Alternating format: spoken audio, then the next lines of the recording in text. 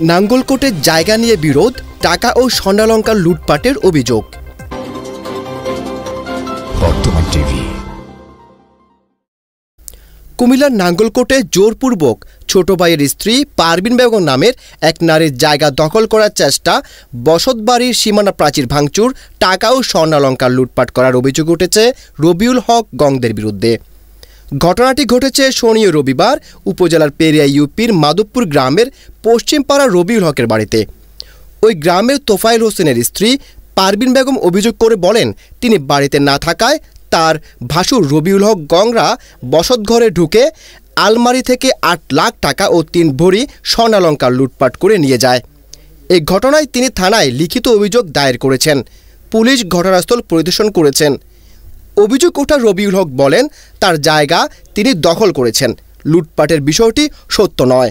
সকাল ৬টা আমি কুমিল্লার উদ্দেশ্যে রওনা দিই। আমি লাকসাম পর্যন্ত গেছি। এর গ্রামবাসী আমার ফোন দিছে, আমার বাড়ি ভাঙচুর করতে আছে তারা।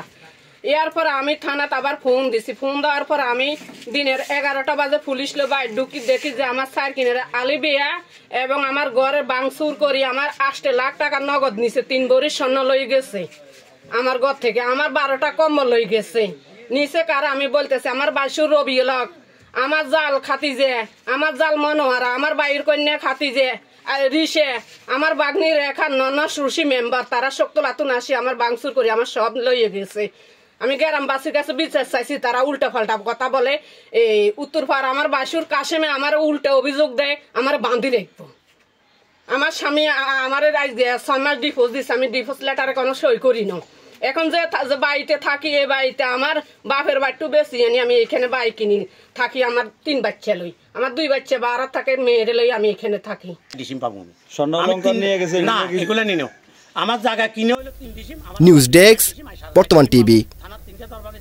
বর্তমান টিভি, সত্য প্রচারে দুর্বার এগিয়ে চলা।